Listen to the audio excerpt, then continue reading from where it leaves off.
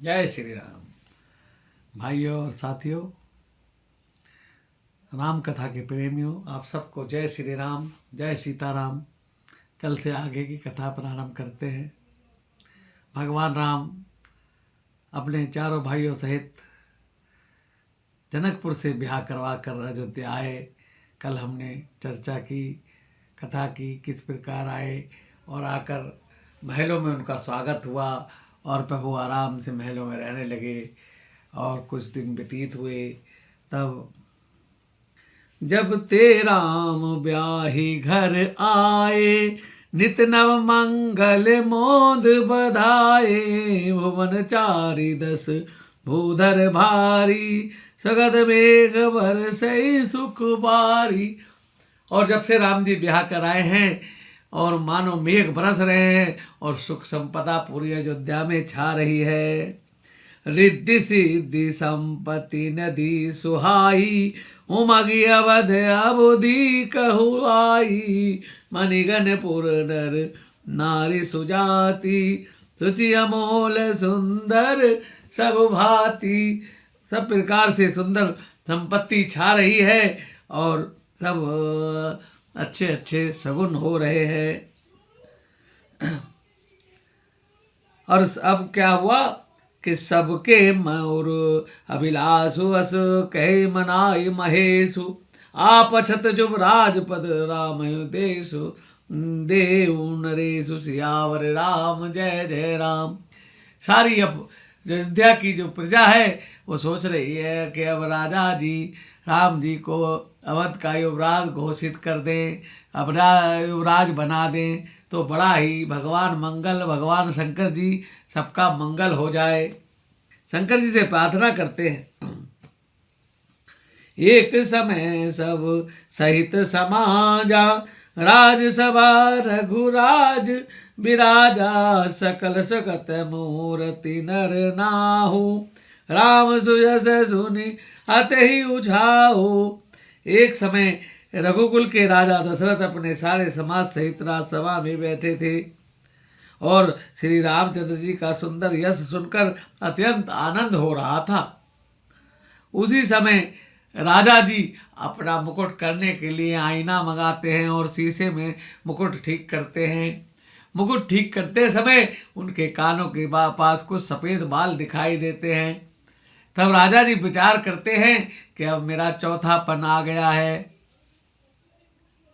जो चौथी आयु आ गई है, अब मुझे वनों में जाकर तप करना चाहिए और राजा राम को राजा बना देना चाहिए। तब यह विचारो रान नभो सुदिन सुअवसर पाई। पेय पुलिक तुलिक तन मुदित मन गुरहि सुनायो जाय। जब मन में ये विचार आया तो तुरंत वशिष्ठ जी के पास गए और उनसे ये बात पूछी कि महाराज, मैं रामचंद्र जी को राजा बनाना चाहता हूँ, कोई शुभ मुहूर्त देखकर बताइए। तो राजा जी कहने लगे, वशिष्ठ महाराज कहने लगे कि महाराज, राम जी का तो हर समय राम जी को राजा बनाने के लिए सभी समय अनुकूल है। आप आज ही राजा बना दें, घोषणा कर दें कि ये युवराज हैं। तब राजा दशरथ कहते हैं, नहीं, हम कल करेंगे। वशिष्ठ जी सोचते हैं, वशिष्ठ जी तो जानते हैं कि ये मुहूर्त 14 साल बाद आएगा, क्योंकि वो त्रिकालदर्शी हैं। फिर भी वो राजा जी से कहते हैं, देखो आज करना है तो करो। राजा जी कहते हैं, नहीं, कल करेंगे। सारे तीर्थों का जल मंगाओ और घोड़ा दौड़ा कर सब अपने सिपाहियों को भेजते हैं। सब तीर्थों का जल इकट्ठा करा जाता है। अब उधर जब ये बात देवताओं को पता चली कि राम जी अयोध्या के राजा बनने वाले हैं, तब देवताओं में बड़ी चिंता हुई कि भगवान तो हमारे कार्य के लिए अवतार लिया है, राक्षसों का वध करने के लिए अवतार लिया है, रावण को मारने के लिए अवतार लिया है, और ये भगवान अगर राजा बन गए तो ये तो वन में जाएंगे ही नहीं, रावण को मारेंगे कैसे। तब किसी प्रकार से इनको वन जाने का योजना बनाते हैं और इंद्र सरस्वती माता के पास जाते हैं और कहते हैं कि माँ आप सहायता करो और राजा जी की बुद्धि पलट दो कि राम को राजा ना बनाएं। अब सरस्वती कहती है कि देखो राजा जी तो बहुत प्रेम, राम से बहुत प्रेम करते हैं, उनकी बुद्धि नहीं पलटी जा सकती, फिर भी मैं तुम्हारे कार्य के लिए देखती हूँ कि अयोध्या में ऐसा कौन है जो राम की प्रसन्नता में प्रसन्न ना हो। और सरस्वती जी जाकर देखती हैं तो सिर्फ एक उनको मंथरा मिलती है। मंथरा कुछ दिन के लिए अपने गांव चली गई थी और जब वापस आई तो क्या देखती है कि पूरी अयोध्या उत्सव मना रही है। ये बात पूरी अयोध्या में फैल गई कि कल सुबह भगवान राम युवराज पद लेंगे। सब नाच रहे गा रहे हैं, धूम धड़क्का हो रहा है। और उसी बीच जब मंथरा प्रवेश करती है तो मोहल्ले में तो पूछती है भाई तुम किस बात पर नाच रहे हो, किस चीज़ की खुशी मना रहे हो। तो कहते हैं कल सुबह राम जी युवराज बनने वाले हैं। मंथरा की मति उससे जल जाती है और सरस्वती माता मंथरा की मति पलट देती हैं। अब मंथरा कैकेयी के पास जाती है, कहती है तुम यहाँ बैठी हो, तुम्हें पता भी है कल सुबह राम युवराज बनने वाला है। अगर राम जी युवराज बन गए तब तुम्हें दासी बनना पड़ेगा, केवल इस महल में कौशल्या का राज चलेगा। और कैकेयी कहती है अरे दुष्ट तू कैसी बातें कर रही है, अगर मेरा राम भी युवराज बनता है तो मुझे इससे ज्यादा और क्या प्रसन्नता होगी। तब वो कहती है नहीं नहीं, युवराज तो मेरा भरत ही बनना चाहिए, और तुम कैसी माँ हो जो उसके लिए कुछ सोचती नहीं हो। और अनेक प्रकार से मंथरा कैकेयी को भ्रम में डालती है और उनकी मति पलट देती है। लेकिन कैकेयी कहती है मंथरा ये बताओ राजा जी भरत के युवराज के लिए किस प्रकार मानेंगे।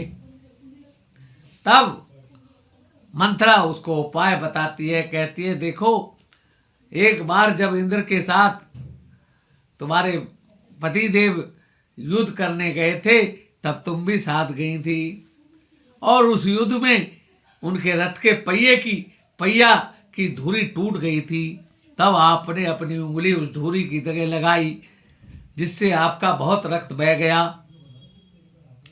और जब दशरथ जी ने यह देखा तो दशरथ जी ने कहा आज तुमने मुझे युद्ध में विजय दिलाई है, मैं आपका ऋणी हूं, कुछ मांगो। और उस समय तुमने कहा कि मेरे 2 वरदान आपके पास उधार रहे, मैं जब चाहूं मांगूंगी, जब समय आएगा तो मांगूंगी। तुम्हारे 2 वरदान राजा जी के पास उधार हैं, आज तुम वही 2 वरदान मांग लो। तब कैकेयी कहती है क्या राजा जी मुझे वरदान देंगे कि उसके लिए तुम्हें कुछ नाटक करना पड़ेगा।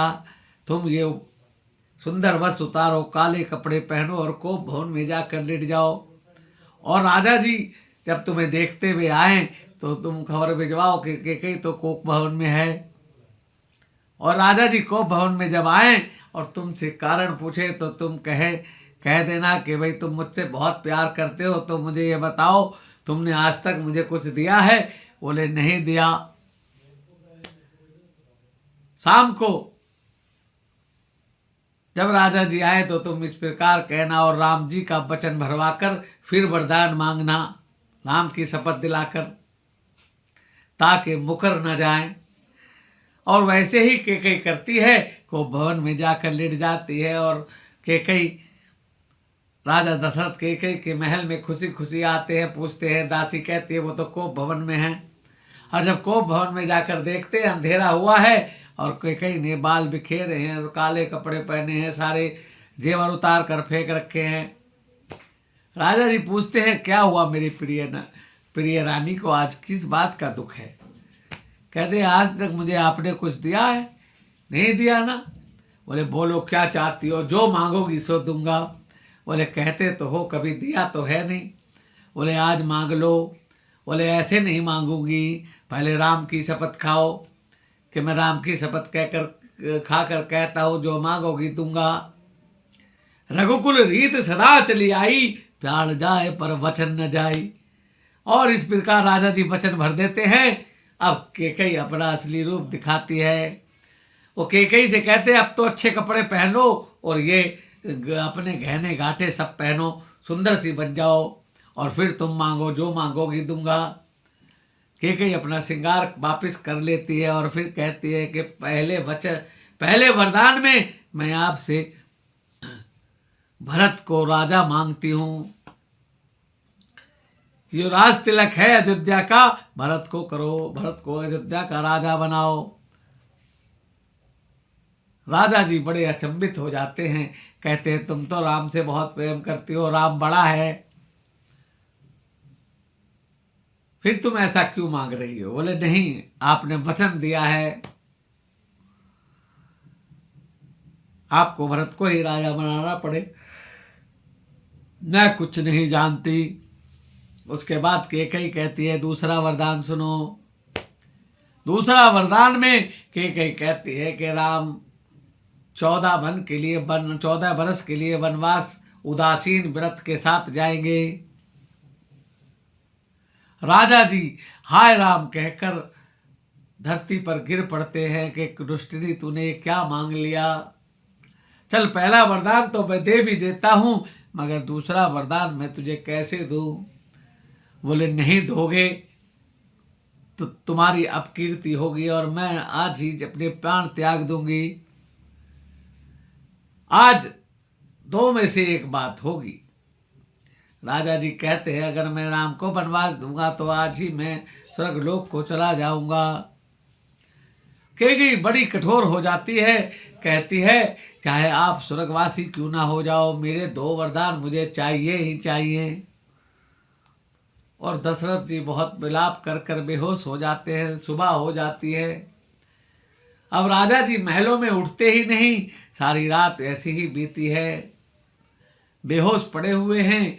तब सुबह कैकेयी राम जी के सुमंत जी आते हैं ढूंढते हुए और कैकेयी कहती है कि जाओ राम जी को बुला कर लाओ, कहना पिताजी याद कर रहे हैं।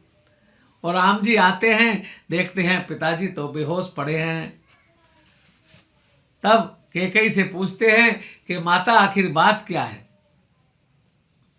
कैकेयी कहती है कि मेरे आपके पिता पर मेरे 2 वरदान उधार थे, आज वो मैंने मांग लिए हैं। पहले वरदान में मैंने भरत का राज तिलक मांगा है और दूसरे वरदान में आपको 14 बरस का वनवास मांगा है। तब राम जी कहते हैं माँ आपकी आज्ञा सिरोधार्य है, यदि आप मेरे माता पिता हो, आपकी आज्ञा है तो मैं बन जाने से हर्ष स्वीकार करता हूं। और राम जी जाकर तैयारी करते हैं। उधर माँ कौशल्या के पास जाते हैं। कौशल्या माँ साल सजाकर राज तिलक की तैयारी में लगी है, दान दे रही है। उसी समय राम जी कहते हैं माँ कि बेटा क्या बात है? कि माँ आज पिता ने, अच्छा ये बताओ यह अयोध्या का राज बड़ा है कि वन का राज बड़ा है? माँ कौशल्या कहते बेटा कैसी बातें कर रहा है कि महापिता दीन मुझे कान मुनि मोहि कानन राजू, पिताजी ने मुझे वन का राज्य दिया है और अयोध्या का राज्य भरत को दिया है। माता पछाड़ खाकर गिर पड़ती है। भगवान राम उनको संभालते हैं। इतने में ही लक्ष्मण जी को यह खबर उड़ते उड़ते मिलती है। पूरी प्रजा व्याकुल हो गई है ये खबर सुनकर। और लक्ष्मण जी जब आते हैं, प्रभु मैं क्या सुन रहा हूँ, पिताजी ने आपको वनवास दिया है और अयोध्या का राजा भरत को दे दिया राज। भगवान कहते हैं लक्ष्मण इसमें क्रोध करने की क्या बात है, पिताजी की आज्ञा हमारे लिए सिरोधार्य है। गुरुपित मात प्रभु के प्राणी, बिना विचार कीजे शुभ जानी। पिता की आज्ञा में विचार करने योग्य कुछ होता ही नहीं, जो आज्ञा है उसको मानना ही चाहिए। लक्ष्मण जी कहते हैं बहुत गलत बात है, आप बेशक मान जाओ, मैं नहीं मानूंगा। तो क्या करोगे, पिता को बंदी बनाओगे? बोले नहीं प्रभु। फिर कि देखो जो पिता ने आज्ञा दी है हमें उसका पालन करना है। अब पीछे से आप अयोध्या को संभालो, जब तक भरत जी नहीं आते। भरत जी ननिहाल में हैं और मैं वन को जाता हूं। लक्ष्मण जी कहते हैं कि प्रभु मेरा आपके बिना अयोध्या में क्या काम। प्रभु मैं आपके बिना नहीं रह सकता, मैं तो आपके साथ ही जाऊंगा। भरत जी हट पकड़ लेते हैं, लक्ष्मण जी हट पकड़ लेते हैं। तब राम जी कहते हैं अपनी माँ से जाकर आज्ञा लो। और लक्ष्मण जी अपनी माँ सुमित्रा के पास जाते हैं और क्या कहते हैं कि माँ प्रणाम, माँ मैं राम जी के साथ वन जा रहा हूं। लक्ष्मण जी ने ऐसा क्यों बोला? लक्ष्मण जी ने कहा कि माँ से आज्ञा मांगूंगा तो पता नहीं मना ना कर दे, इसलिए मैं माँ को केवल सूचना दूंगा। लक्ष्मण जी सूचना देते हैं कि माता प्रणाम, माँ मैं राम जी के साथ वन में जा रहा हूं। माता ने कहा सुन सुन, क्या बोला? कि मैं राम जी के साथ वन जा रहा हूं। सुमित्रा माँ कहती है जरा मेरी बात तो सुन, आज से मैं तेरी माँ नहीं हूं। लक्ष्मण जी कहने लगे कि माता अगर मैं माँ नहीं हूं तो फिर मेरी माँ कौन है? माता सुमित्रा कहती है आज से तेरी माँ जानकी जी हैं, सीता जी हैं और तेरे पिता राम जी हैं। वो तेरे माता पिता हैं, मैं तेरी माँ नहीं। आज से तू उनके साथ खुशी खुशी जा और उनको उनकी सेवा में सोना मत, उनकी 24 घंटे सेवा करना। और जहां पर राम वहीं अयोध्या है, फिर तेरा यहां क्या काम है? जहां पर राम रहेंगे समझ तेरे लिए वही अयोध्या है। ऐसा कहकर सुमित्रा लक्ष्मण जी को आशीर्वाद देकर भेज देती हैं। अब कुछ देर बाद मेरी माँ को पता चलता है सीता जी को, राम जी बन जा रहे हैं। सीता जी आकर राम जी कौशल्या जी के कक्ष में हैं। सीता जी वहां आती हैं, सासू को प्रणाम करती हैं, पतिदेव को प्रणाम करती हैं और बैठ जाती हैं सिर झुकाकर। कहती प्रभु मुझे पता चला है आप बन जा रहे हैं, अब प्रभु मैं आपके बिना नहीं रह सकती। यदि आप मुझे नहीं ले गए तो मेरी आत्मा आपके साथ जाएगी। ये शरीर बेशक अयोध्या में छूट जाए, मैं जिंदा नहीं रहूंगी। राम जी बहुत समझाते हैं यहाँ रहकर सासू की और ससुर की सेवा करना। सीता जी कहती है नहीं प्रभु मैं आपके बिना नहीं रह सकती, मैं आपको अकेले वन नहीं जाने दूंगी। राम जी बहुत समझाते हैं, वन में बड़े बड़े भयानक निशाचर हैं, बड़े हिंसक जानवर हैं। सीता जी कहती है मुझे उनका भय नहीं है प्रभु, आप मेरे साथ है तो मुझे किस चीज़ का भय है? जहाँ पर आप रहोगे मैं रहूँगा। कि वहाँ भोजन भी नहीं मिलेगा प्रभु, कोई बात नहीं, आप व्रत रखोगे मैं भी व्रत रख लूँगी। कंदमूल फल जो मिलेंगे वो मैं भी खाऊंगी, आपको भी खिलाऊंगी। और सीता जी भी साथ में राजी हो जाती है। तीनों जने राम लक्ष्मण जानकी तीनों अब कैकेयी के कक्ष में आते हैं और पिताश्री को प्रणाम करते हैं। पिताजी आँख खोल कर देखते हैं, तीनों बच्चे खड़े हैं। पिताजी पूछते राम तुम कब आए? कि पिताजी मुझे माता ने कैकेयी ने सब बात बता दी है, अब मैं बन जाने के लिए तैयार हूं और मैंने साधु जैसा भेष बना लिया है, उदासीन भेष। मैं कुछ भी लेकर नहीं जाऊंगा, बस धनुष बाण मेरे पास होगा। और ऐसा ही रूप लक्ष्मण ने बनाया है और सीता जी ने तो साड़ी पहनी है और कुछ जेवर भी पहने हैं। मंथरा उन जेवरों को उतारना चाहती है तो वशिष्ठ जी की पत्नी विवाह वहाँ पर आ गई हैं और वो उनको कहती हैं अरे अरे क्यों ऐसा अपराध करती है, ये रघुकुल की बहू है, पुत्र वधू है। तब सीता जी के आभूषण नहीं उतारते और फिर तीनों पिता से आज्ञा मांगते हैं। पिताजी कहते नहीं नहीं बेटा तू मेरी आज्ञा को काट दे, मेरी आज्ञा मत मान, आज मैं तुझसे कहता हूं मेरी आज्ञा को मत मान, मुझे बंदी बना ले, मेरी आज्ञा मत मान। लेकिन राम जी कहते हैं गुरु पित मात प्रभु के प्राणी, बिना विचार कीजे शुभ जानी। कि पिताजी आपकी वाणी से जो निकल जाए मेरे लिए वही भगवान के वाक्य है।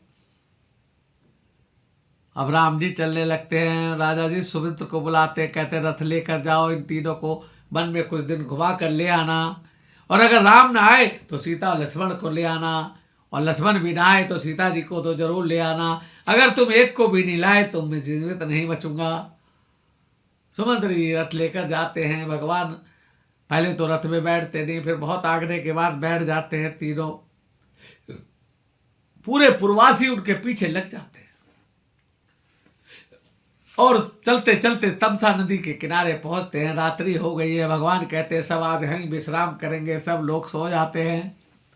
आधी रात के समय पर वो उठते हैं और सुमंत्र से कहते हैं कि काका आप अभी चलिए, रथ में घोड़े जोड़िए और इस प्रकार से रथ चलाइए कि इनको पता नहीं चले हम कौन सी दिशा में गए हैं, नहीं तो ये बेचारे सारे दुखी होते रहेंगे। और भगवान उन सब अयोध्यावासियों को सोते हुए आगे के लिए यात्रा पर चल देते हैं। आज की कथा को यहीं विराम देते हैं। अयोध्यावासी तमसा नदी पर सोए हैं और प्रभु आगे के लिए चले गए हैं। भाई और दोस्तों, हमारी कथा अच्छी लगे तो लाइक शेयर करना। हमारे चैनल @राम के संगे के गुप्ता को लाइक सब्सक्राइब करें और भगवान राम सबका मंगल करें, सबको आशीर्वाद दें, सबके अंदर राम भक्ति पैदा हो। हम सब सनातनी हैं और सनातन में राम जी से बड़ा आदर्श कोई नहीं है। राम ने सिखाया है हमें किस प्रकार परिवार में रहना है, किस प्रकार सबके साथ मिलकर चलना है। बोला रामचंद्र महाराज की जय। आज के आनंद की जय।